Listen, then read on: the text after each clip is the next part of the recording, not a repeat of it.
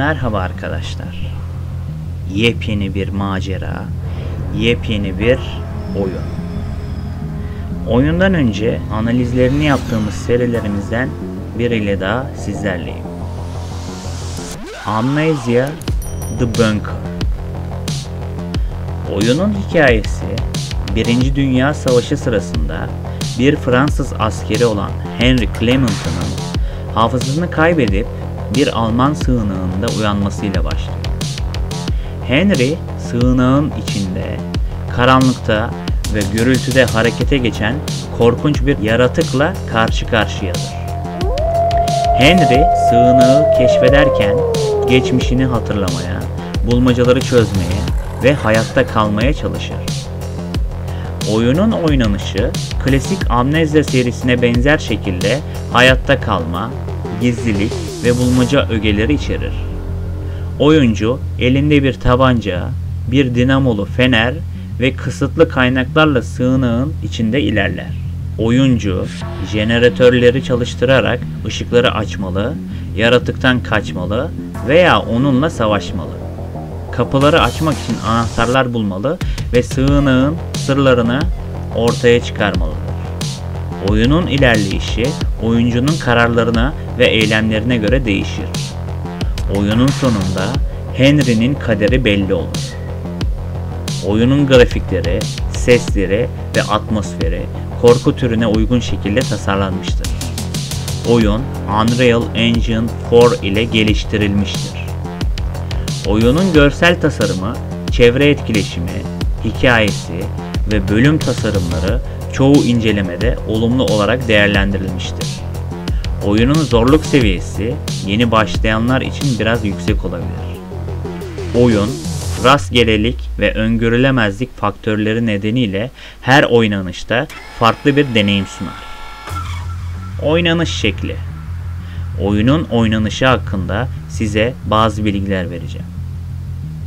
Oyun, birinci şahıs perspektifinden oynanır. Oyuncu elinde bir tabanca, bir dinamolu fener ve kısıtlı kaynaklarla sığınağın içinde ilerler. Oyuncu jeneratörleri çalıştırarak ışıkları açmalı, yaratıktan kaçmalı veya onunla savaşmalıdır. Kapıları açmak için anahtarlar bulmalı ve sığınağın sırlarını ortaya çıkarmalıdır. Oyunun oynanışı oyuncunun kararlarına ve eylemlerine göre değişir. Oyuncu sığınağın farklı bölümlerine girebilir, farklı karakterlerle karşılaşabilir, farklı nesneleri bulabilir ve kullanılabilir, farklı bulmacaları çözebilir ve farklı sonuçlarla karşılaşabilir. Oyunun sonunda Henry'nin kaderi belli olur. Oyunun oynanışı korku türüne uygun şekilde tasarlanmıştır. Oyuncu sığınağın içinde, karanlıkta ve gürültüde harekete geçen korkunç bir yaratıkla karşı karşıyadır. Oyuncu yaratığın sesini, nefesini ve adımlarını duyabilir. Yaratıkla göz göze geldiğinde ise panikleyebilir. Oyuncu yaratıktan kaçmak için gizlenebilir, koşabilir veya savaşabilir. Oyuncu yaratıkla savaşırken tabancasını, fenerini veya çevredeki nesneleri kullanabilir. Oyuncu yaratığın saldırısına maruz kalırsa yaralanabilir, bayılabilir veya ölebilir.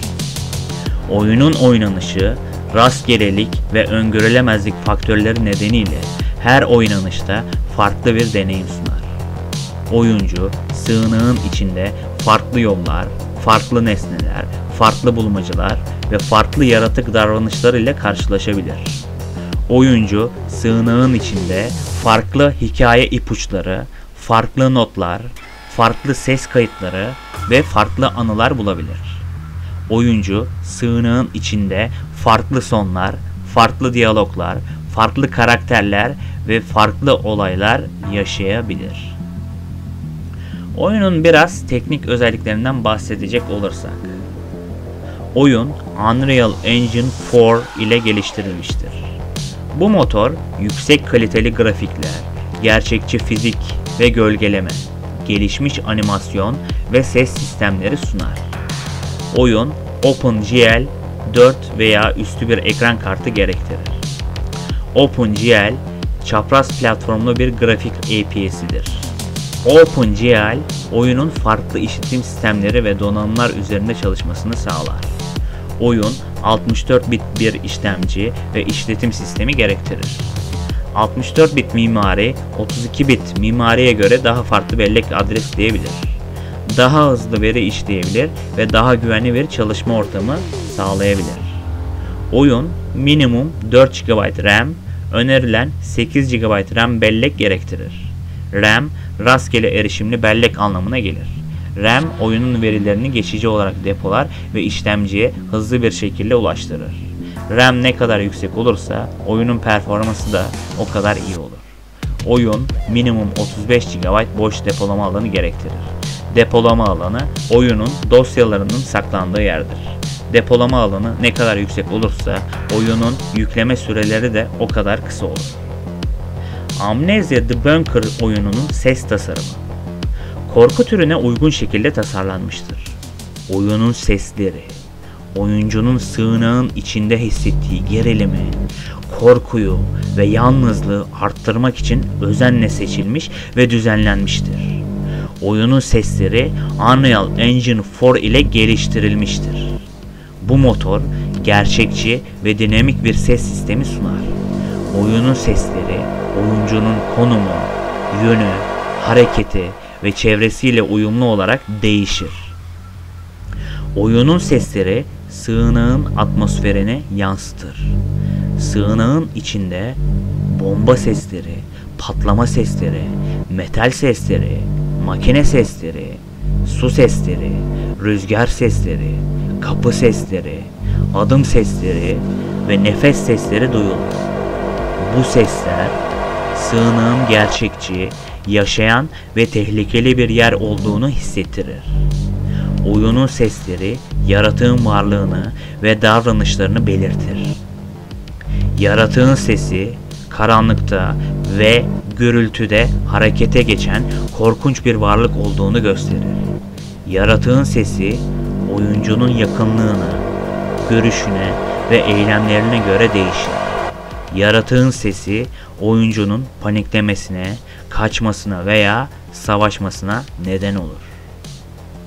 Oyun hakkında son sözlerim ise şu şekildedir.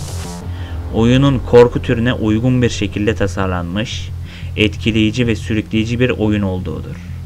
Oyunun görsel tasarımı, sesleri, atmosferi, hikayesi, karakterleri, bulmacaları ve oynanışı, oyunu zorlu ve ilgi çekici kılan unsurlardır.